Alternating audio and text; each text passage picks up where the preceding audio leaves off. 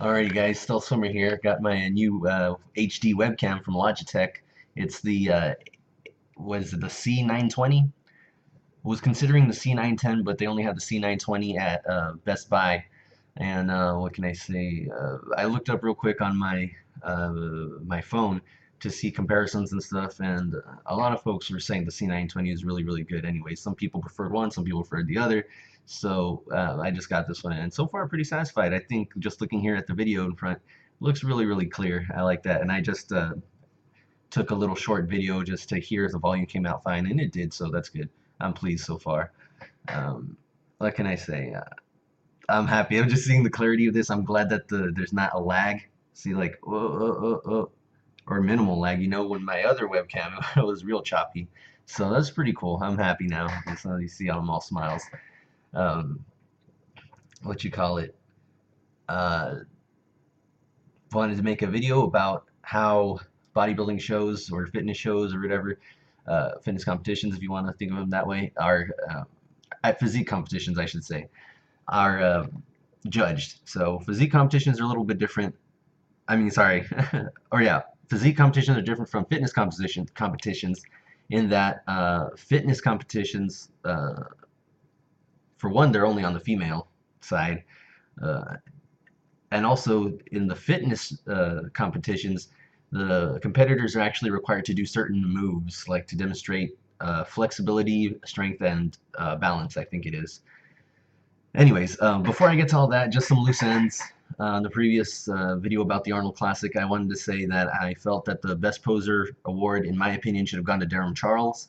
Freddie Smalls and Marcus Haley had pretty good routines, minus Marcus Haley's rolling ab shot, obviously, but that aside, it was a great routine. And but while they're more dance oriented, I felt like Durham's was a little bit more posing oriented. Although those other guys also did mix in posing with their routines, I just felt like Durham's was a little bit more of a masterful blend, so to speak, of the dancing and posing. And it was like perfectly choreographed to the music. It was excellent. Just watching it, I was like, mind equals blown. Durham Charles's routine was not as high energy, but I was mesmerized the whole time throughout, and I just felt like the whole routine for Durham was a work of art. Granted, everyone's posing is art, but for me, for my taste, I just appreciated Durham's a little more. That's all. Well, a lot more. Not gonna lie. To me, it was hands down the best. But like I said, it's all subjective. It depends on your preferences, your tastes, what appeals to you, that sort of thing. Uh, what else? A little more loose ends. People keep asking me if I started lifting. Yes, I've been lifting. I took a 2-year break during my last couple years of college, so no lifting was done at all during that time. I had gone from like 235 with some muscle up to 260 and lost like a lot of muscle. In the first year, I didn't notice that much muscle loss in muscle mass, but the second year I could tell like it was started accelerating. I was losing a lot more muscle. Um, and then what you call it? For a school project actually, I decided to start losing weight. Either way, I was going to start, but I was like, okay, well, I know I can use this to actually get a grade, so, and I know I can lose weight. So I got down from 260 to 220, but just from eating less. I wasn't training or anything. I was just eating less. And now, well, I don't know today what weight I am, but the last time I checked, which was like 2 weeks ago, I was 211. So, pretty good. But before that, I had gone back up to 220 when I started training because I wasn't really watching my body weight. I just started training and eating and stuff like that. So, cleaned up my dietary habits a little bit. I don't eat completely clean foods, what people call clean foods, right? But like for example, today I had a burger and it was greasy. Not gonna lie, it was this new burger place in town. It was delicious. Anyways, but my goal has been losing a pound a week, and so far so good. I've been doing that. Um, like I said, when I started focusing on losing body weight, I was at 220, and so wow, has it been that long then? Because it's about if I've kept up with my goal of about a pound a week, that means it's been around 10 weeks by now. But that's pretty cool. Just seeing that I stuck with something for that long. Anything. But what you call it? There were some weeks where I didn't lose any weight. Some weeks where I even gained a pound or two. But that was offset by like a 3 week period where I averaged a 2 pound loss per week. So in the grand scheme of things, I've actually hit my average, pretty much of a pound a week. And I'm not concerned necessarily with the scale. I only use the scale to make sure that I'm on the right trajectory, that I'm on the right path. I mainly go by the mirror, and there's been some weeks where I gained a pound, but I look in the mirror and I think I look better. So, hey, that's the mirror is the final say. I'm still fat. It's pretty obvious I'm still fat, and I'm still pudgy and stuff. But I am a little bit leaner than I was before. So just to show you all, now that I got the HD webcam, it's hopefully works a little bit better. Just show you the arm a little bit. Oh, so obviously not ripped or anything, but it's getting there. See some delt. This light is really washing it out, but you can see some of the striations. Not really a whole lot. My towels fell down. Like I said, not really a whole lot, but let's see from this side. You're starting to see some separation between the bicep and tricep. And the peak is coming out a little bit on the bicep. You can't really tell as much as on this webcam as in IRL, but still, in real life, for those who don't know what IRL stands for. Oh yeah, one more thing. Some people, a lot of people on forum, I guess, they just don't believe me that I can do a vacuum, but so I wanted to do that real quick. It's not that impressive because, like I said, I'm still fat and pudgy. So here's me without, and I got man boobs, so I'm not going to raise my shirt too high, so it's embarrassing. So you can see I'm fat, obviously. I got the gut. Although I will say I went down from a size 40 size in jeans, at least for my jeans, right, which is carpenter or cargo jeans. Other jeans, like I can have a super huge waist on them and they still fit tight. It's weird. But on these are carpenter, and I went down from size 40 to a size 36 so far, so that's good. And the size 36 are starting to fit a little bit loose, so that's a good sign. Anyways, here's the vacuum I was talking about.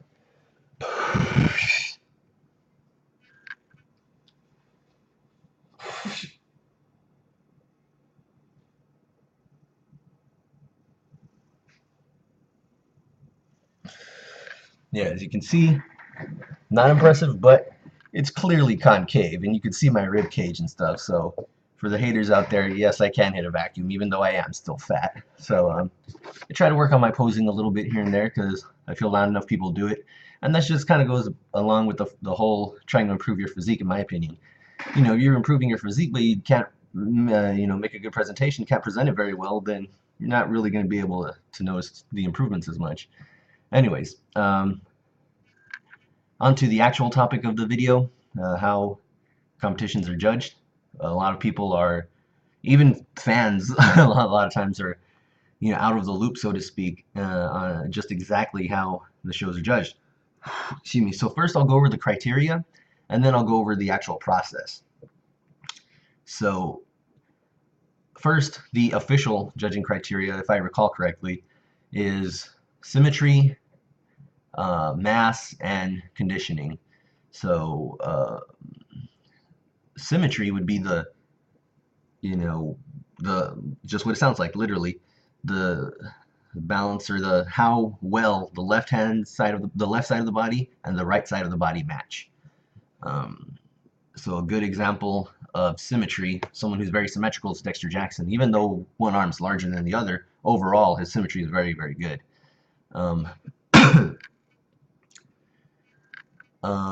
Now Jay Cutler's arm, one arm is clearly way dominant than the other. And I actually, personally, I don't think Jay Cutler's quad asymmetry is as bad as people think. It's all on the vastus lateralis. It's not really an overall type of thing. Same thing with Branch Warren's quad. Now, Branch Warren's back, on the other hand, pretty asymmetrical. Maybe not as bad as in previous shows. I mean, the last time I saw him, it wasn't too bad. But I remember a couple years back in the New York Pro that he won. I don't know how he won, but he won the New York Pro. His back just looked lopsided. It looks like one huge monstrous lat, and the other side just looked like kind of average, and he looked really weird. Anyways, so that's symmetry. Another thing would be mass. So that's the size of the muscle, how big a competitor is, stuff like that. And then there's conditioning, which is how lean the competitor is, and I'll also go over some unofficial judging criteria. So even in conditioning, there's like subcategories, so to speak. For example, fullness and dryness. Fullness means the muscle is filled up, basically. Now, usually it's done with carbohydrates, I'd imagine, or so I hear. But um, what you want, the goal is, anyways, for competitors is to take, you know, how do I say take? Not take. I'll just say take fluid out of the subcutaneous layer and put it into the muscle. But I'm not sure if that's the actual process. But you want the muscle to be filled up as much as possible, because muscle is mostly water. And so the more filled up the muscle is, the more it stands out, and the more it has that pop to it. It kind of jumps out at you. What you call it? And dryness is getting fluid out of the subcutaneous layer, which is underneath the skin. Because when there's fluid underneath the skin, it obscures the muscle a little bit. The competitor might look a little softer than he otherwise would, even if they're lean by body fat percentage levels. And also, this leads to another thing which is related to dryness, which is vascularity. Vascularity is not a judging criteria officially, but you judge as being human, you can't help but take it into account. You have two competitors that are the same level of leanness, you know, showing the same level of striations and stuff, but one's a little veinier. He's going to have an advantage because it gives him that grainy look, like they're carved out of granite. Just what you call it, makes them look harder, basically, even if they're showing the same level of striations, like I said. So, what you call it, Branch Warren, for example, he's very veiny, has that grainy look. Someone who's not very vascular is Victor Martinez, and he has a great physique, but he's not very vascular. You know, even when he gets super, super lean, you see striations all over the place, but not a whole lot of veins. But he still looks great, like I said. And that guy, I mean, if you were to nail it, possibly could win an Olympia. A lot of people felt he should have won in 2007. I won't get into that here. But what else? So vascularity, like I said, not an official judging criteria, but you can't help but take it into account, you know, as a judge or even just as a fan. Shape, I guess now shape is when people say the judges are judging on shape, I don't recall if that's an official criteria or not, or criterion, this one, right, or not, but it is taking into account. My interpretation of shape would be the bodybuilder's silhouette. Now it's also has to do with proportion as well, but, and balance would be like how the top half of the bodybuilder matches the bottom half, and also just how muscles relate to one another. So, which is proportion as well. Proportion has to do with how each muscle is developed in relation to the surrounding muscle groups. So nothing should stick out too much. You know, everyone's going to have a standout body part or two, but nothing should be sticking out way to the point where it looks like it dominates everything else. What you call it? For example, Johnny Jackson, his back really dominates his legs. Ed Nunn's the opposite. His legs dominate his upper body. Someone who has great proportion would be, and balance would be Tony Freeman, even though he has a torn pec, you know, but overall, you know, he has great balance. You know, his top half matches the bottom half. He has the X frame, again, like Dexter Jackson, another great example. What else did I want to say? Shape, kind of all encompassing, so to speak. There's a lot of things that would fall into that category when someone says this competitor has superior shape. So proportion would have something to do with that. But another thing is the actual shape of individual muscles. The muscle belly, which means the muscle, right? It's just the area between the insertion and the origin. Origin is where it attaches to bone, and the insertion is where it attaches to tendon. So for the biceps, I think, anyways, but for the biceps, for example, the origin's up here near the shoulder, and the insertion's down here near the elbow, because that's where the biceps tendon is. What you call it?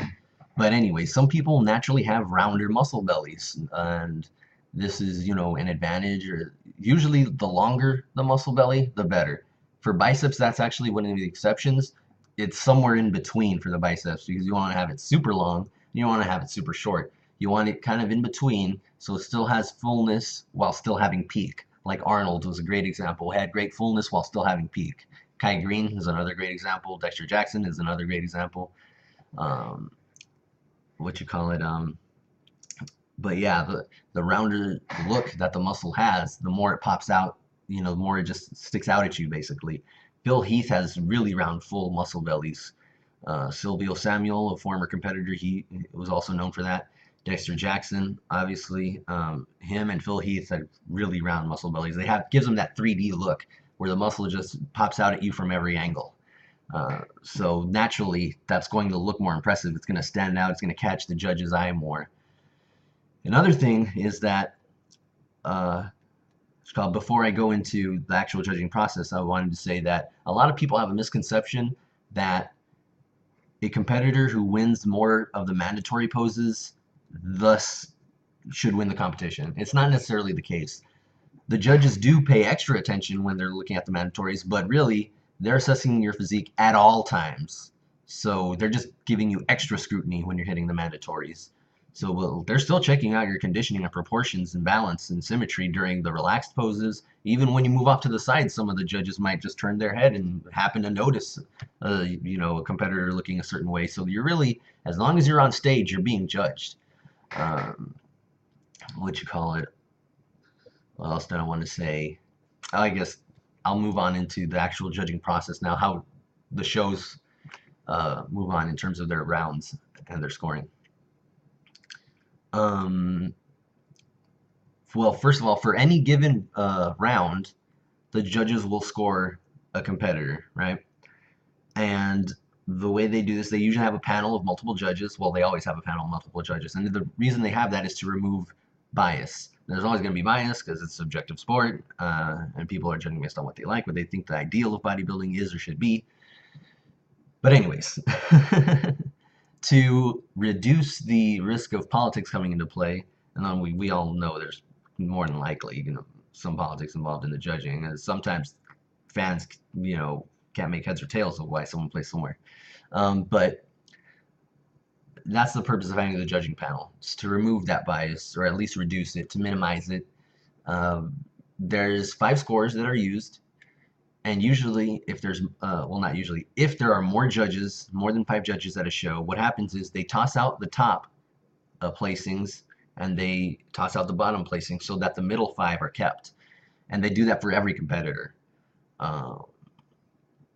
So what you call it, if someone in a particular round got straight firsts from the judges, that's a score of 5. If someone got straight seconds, that's a score of 10. So if you're doing the math following along here, it's not a complicated equation or anything. It's just all of the scores that a competitor receives from the middle 5 judges get added together. And that goes on the same for every competitor for each round. And person with the lowest points wins the round. They got first place for that round. Because like I said, if you get straight firsts, 1 times 5, that's 5. Right? So 1 plus 1 plus 1, etc., that's 5. Now, suppose you didn't get straight firsts, right? A competitor, which happens quite often, right? Then they won't get a 5. They'll maybe have a 7, or an 8 or something like that. But whoever has the lowest number, they won the round because they're the closest to the number 1, right? To first place. Just like second place is a larger number than 2. 2 is a larger number than 1. So that's what second place is scored below first place. That's how it works. And like I said, this is for each round. And another thing is the prejudging. I think now, before it was weighed much more heavily. I think now it's 50%. It's 50-50 with the finals and prejudging. So I think that's pretty cool because some competitors change drastically for the finals. Some look way better, some hold on, some look worse, spill over or something. But not to get too much into the jargon, but spilling over is usually when they carb up too much, and then instead of pulling all the fluid into the muscle, some of it goes into the subcutaneous layer and then obscures the look of the muscle. So this obscures the competitor's definition. Anyways, so onto the actual process. For prejudging, what they will have is each competitor will come out individually by numerical order, and they'll go through their mandatory poses: front double biceps, front lat spread, etc. And the way each pose is judged is the focal point, the center of vision, so to speak, of the pose and the largest muscles visible in the pose will gain the most attention. However, everything is being judged, and it's not just the name of the muscles in the pose that are being judged. Um, like I said, they may be given more emphasis, but the whole body is being looked at by the judges. So you hit a front double biceps, it's not just the biceps the judges are looking at. The lats are also a big muscle group. The legs are a big muscle group, so those are going to be taken into account. The core is the waistline is the focal point, it's the center of vision. So naturally, your eye is going to be drawn to that, and the judges are going to judge that too. Um, like I said, everything's being judged. So they're still going to obviously look at your triceps and your calves even, but may not be given as much emphasis as, say, the lats, you know. So we have the competitors, they basically hit all their poses, and going through all the poses will take the competitor 360 degrees so that the judges see them from every angle. So they'll see every muscle group in the body. That's visible anyways, right? Obviously some muscles are directly underneath other muscles, so you can't really see them. But all the ones that are visible, the judges will be able to see.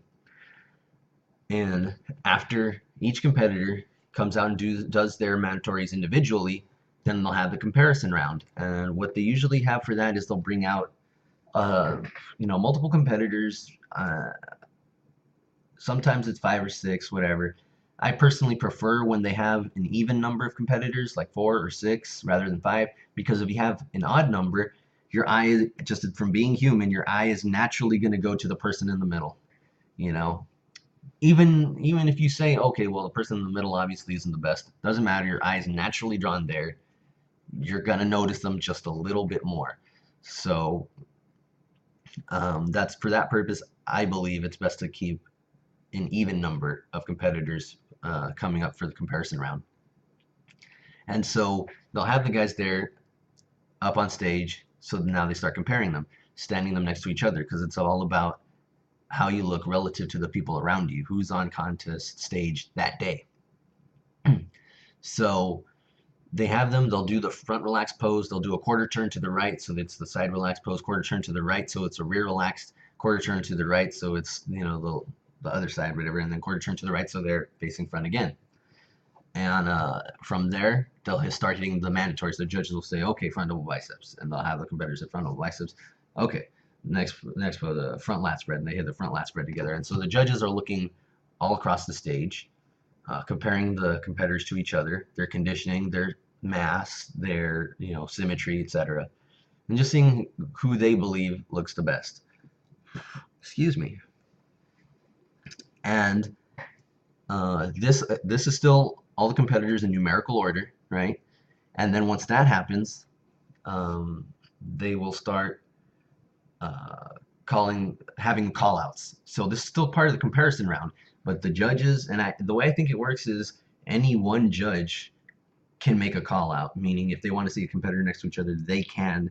You don't always see a lot of call outs because they don't want to be there forever, but usually they'll just have one, whatever they'll say. Oh, okay, these guys come out. Okay, next guys come out, and then you can tell from a fan's perspective, just like seeing which groups are up there, where the bodybuilders are going to place, because they usually do the first call out being whoever they thought the best were, and then second call out will be, the lower group down, and third call out, etc.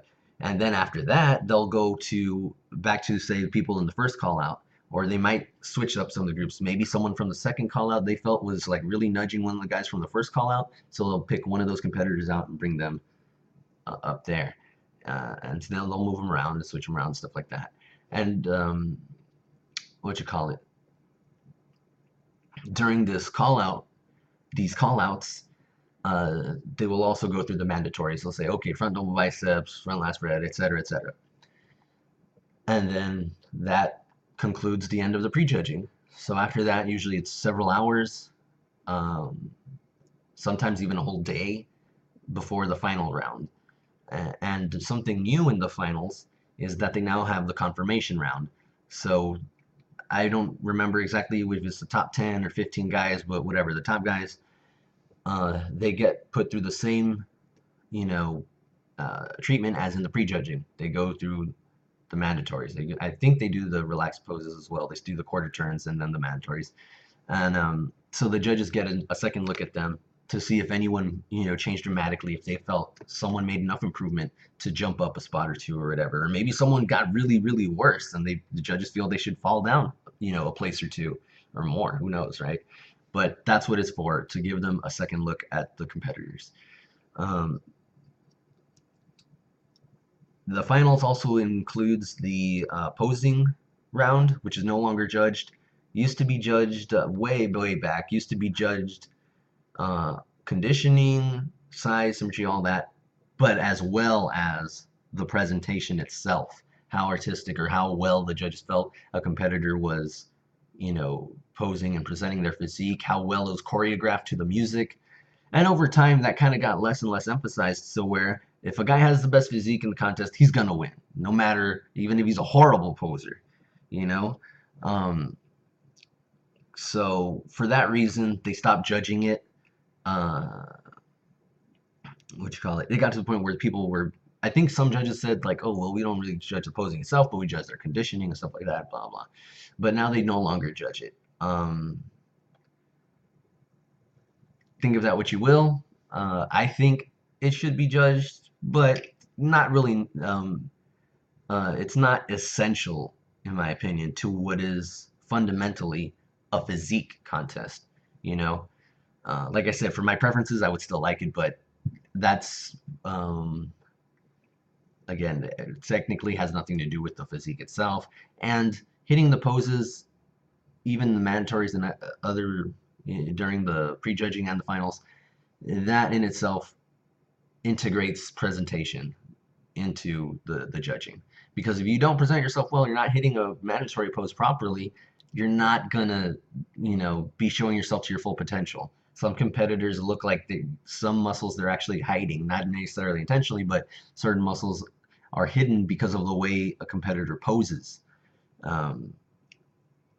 Which called the posing routine though gives each athlete in the finals who makes it to the finals to do whatever it is they want to present their physique to what they think is the best of their ability to showcase their strengths and hide their weaknesses, to show the audience and the judges their physique the way they want it to be viewed. So and it integrates an artistic aspect in it too. So I mean I like it.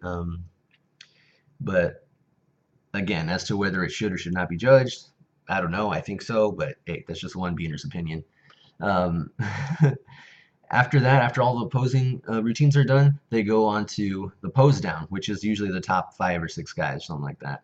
And they have them go through maybe some quarter turns relaxed, but definitely the mandatories. The mandatories for sure are going to be done. The judges are going to have all the competitors there do the mandatory poses, so they compare them again. And by this time, the judges have a pretty good idea of where they have each competitor placed. It's more like a final chance to see, okay, who are the very top guys at this show? Is anyone going to change placings? Are they going to move up a spot or down a spot, whatever? Gives them a chance to make that last little bit of a difference. And then, hey, it's necessary, sometimes. Because sometimes competitors are separated in placings only by a few points, so you can make a difference. And they'll have them hit the poses and stuff like that, and then they'll say, okay, pose down.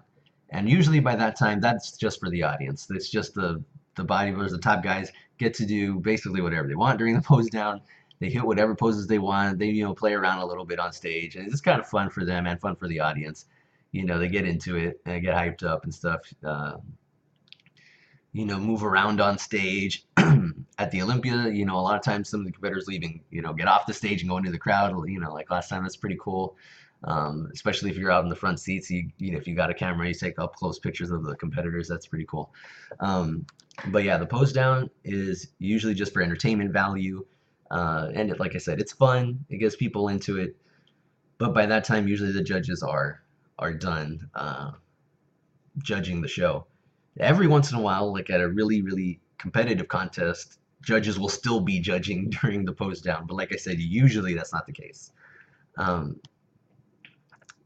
so that wraps it up. Basically, that's how the shows are judged. Um, again, a just a recap: mass, symmetry, proportion, conditioning, and you know how lean bodybuilders are and stuff like that. And what else did I want to say? There's one more thing I think I'm leaving out. Um, oh, on the actual scoring on the points. Uh, a lot of times people will think, well, how did this guy get straight first and this guy blah, blah. Well, you're leaving out the fact that the top scores and the bottom scores get thrown out. So a competitor might actually not have gotten straight first from the entire panel. It's just that his middle 5 scores were first. There could have been a few people that had them second, maybe even third, you know. But if they got thrown out, well, then it's going to show the 5 middle scores in their first. Um, and the same thing goes for the person in second place. Like, well, he didn't get any first place, you know, because every once in a while the scorecard from the Olympia will be posted. And people say, well, this guy didn't get any judges saying they're first. Well, again, you're ignoring the fact that their top scores got thrown out. You know, it could be that they had 2 or 3 judges place them first, you know, but those got thrown out.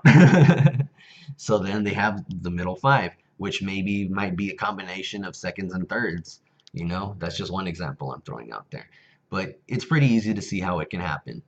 Uh, and once again, sports subjective. You know, we're not all going to think alike.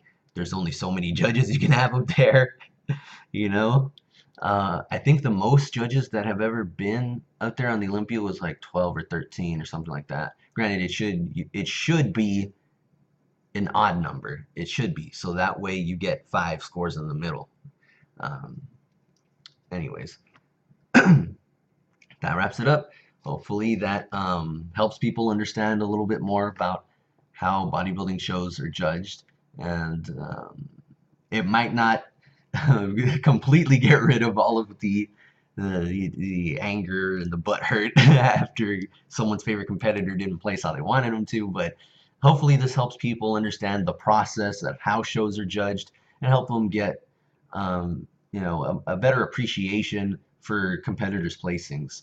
And like I said, the sport's subjective. A lot of times just following the shows, you might not agree with the judges, but you can at least, you know, if you spend a little bit of time doing, you know, watching the shows, you can at least gain an appreciation for why those placings are the way they are, why the judges place them that way. For example, like the Arnold Classic again, Ben Pekulski, I wouldn't have had him second, but it's easy for me to see why a judge could have had him second, why the panel as a whole had him second, because he is really a big, thick, muscular guy, and he was in shape. But again, for my taste, I wouldn't have had it because I would have just emphasized the aesthetics a little bit more. So, like I said, hopefully that clears things up a little bit and people will gain a better appreciation and understanding for how the shows are judged.